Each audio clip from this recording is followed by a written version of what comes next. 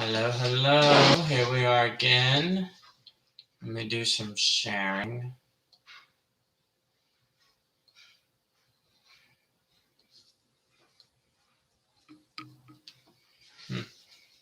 Did twice. Log me in.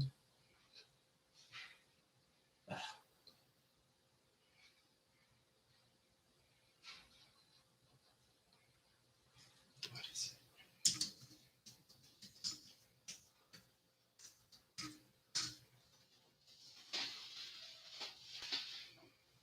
For some reason it saved your password.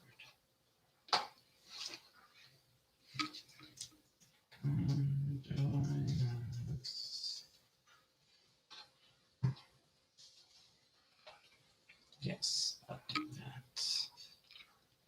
Messenger open.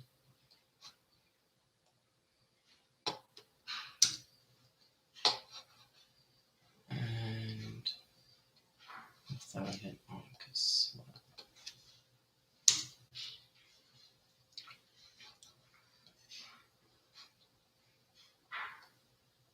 oh, Kinky Karl.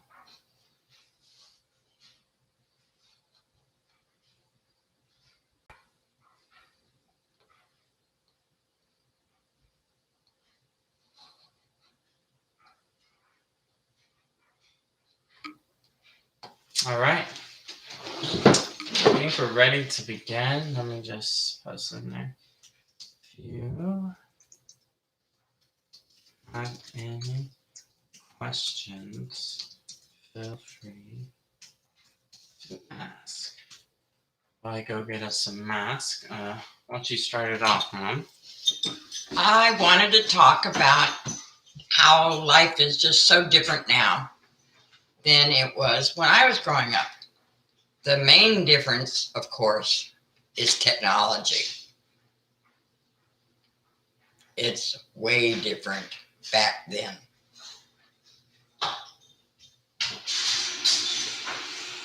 The first thing is transportation.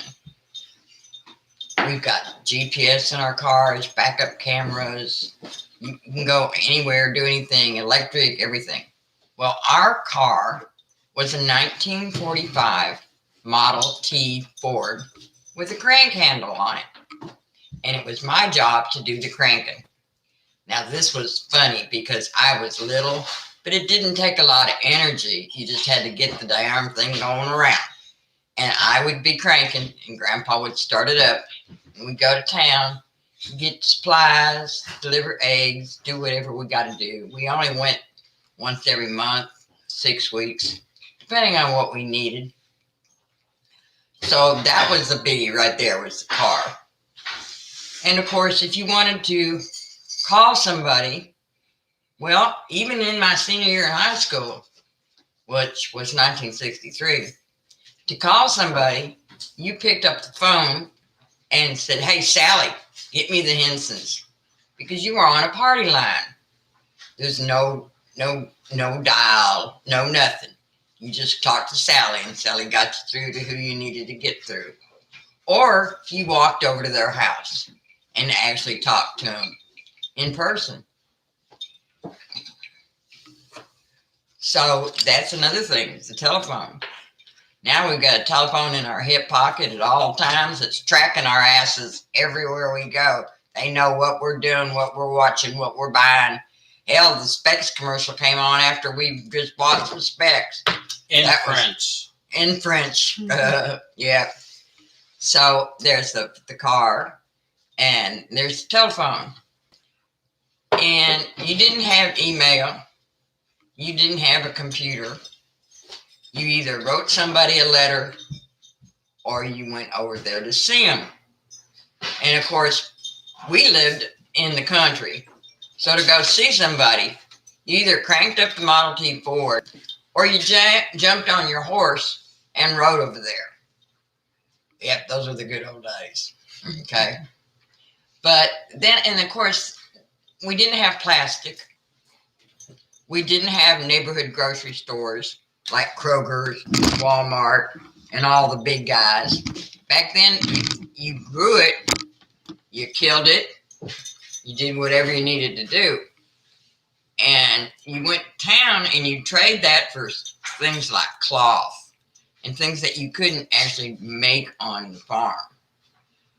But we'd hook up our horse to the wagon and we'd ride into town. I liked that because Granddaddy used to let me sit on the horse like I was riding it, but I wasn't doing nothing. That horse was just pulling that wagon, wondering what the hell this little kid was on my back. Such a cool kind of a adrenaline type of. Oh yeah, it was a rush because that meant he trusted me. And you got kind of a rush out of it, being on a live animal. Oh yeah, well I used to ride the mule, the horse. I'd ride the cows if Grandpa wasn't looking. If we wanted milk, we went out to the barn and grabbed a teat and squeezed it out of that old cow. That's how we got our milk. But the only stores in town were like mom and pop operations, small stores, no big stores.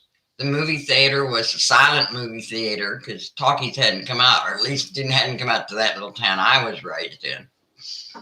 So, but we wrote letters, and we had to take the letters to town because there was no door-to-door mail delivery, and you'd go pick up your mail uptown. But let's see, and then what have you got any idea of what you want to say about how technology we have today would have been different back then? My perspective, or through your perspective? No, do you have any questions? I definitely do. So you experienced a lot. You experienced from being totally self-sufficient to watching society govern every aspect of your life. So if you could elaborate on how you think that we let so much control go from being self-sufficient and how that has changed over the times, because I think your perspective on it is from the beginning, before it was, to now when it's a total, everyone's governed. No one gets their own water, no one grows their own food. You know, for the most part, everyone's being governed. And I think that's a bad thing because we lose certain insights to life when we have to, gather our water every day and gather firewood and blah, blah, blah. So maybe you could go into more explanation about how from the farm life to how you were kind of forced into the city life and being governed, how that change has changed society. The biggest reason society has changed so much is too many people. Well, medicine has made it easy for people to live much longer and keep going. Because medicine makes it where you don't get sick as much. You can go, of course, this pandemic is kind of scaring us now. But back then, you had to grow your own food because you couldn't go to town and pick up a couple of steaks or, vegetables. Well, you could get vegetables because people would sell them. But I'm just saying you couldn't go to the corner store and get something that's been drenched in bleach and come across like it's real food. And because of the influx of so many people, it was almost like it was necessary for it to grow and have where you could have a grocery store and get all your supplies at one store. We had 5 and dimes where you could get anything at a 5 and dime. And that was in the 60s, or actually the 50s to the 60s. But when you started getting the stores growing and people being more reliant on getting the supplies from someone else because they didn't have the capabilities or the land to grow their own food, to kill their own animals, to do whatever they had to do to survive, to get your water and everything else. I mean, we didn't have running water Granddaddy put a pump in the kitchen and Grandma and ran a pipe from the well to there. Grandma thought Grandma had gotten a mink coat for dinner because it was all because that pump made it so much easier. We didn't have to drag it by a bucket at a time into the house. So when things started growing and people had to start relying on other things, it was natural for the government, for the city to want a piece of the action. Taxes, license, permits, certificates, all that. And so it was natural that it would grow and be governed. And of course, governing people and their daily lives has a tendency to take over because you get lazy. You don't want to grow your own food because you'd have to find some land. But government has overtaken, and like I said, the main thing is there's too many people. The population has gotten so crazy that it has to take something to run it. Not saying we're running it the right way. The biggest enemy of any empire is over-governing, but that also being able to supply food, water, and shelter. Well, there's just so many people that can live on the farm. And just here. So anyway, that's my idea. That's enough for today. So go ahead and finish it off, Mom, real quick. Well, it's and get some finishing thoughts. I got the kosher salt. Oh, good. That's be right it's there. better. You want to come say hi? I like the Himalayan salt more. I use it all the time. Himalayan salt. Well, it's just they say to use the kosher salt. They say.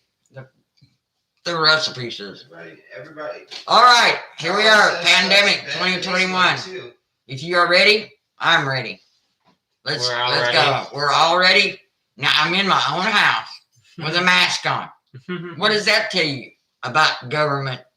Okay? Okay. It's got us all scared to death. And we're going to continue doing these live shows, going more into my mom's life and her experiences and how it relates to us today. And I hope you all enjoyed today's conversation. And as always, we love you.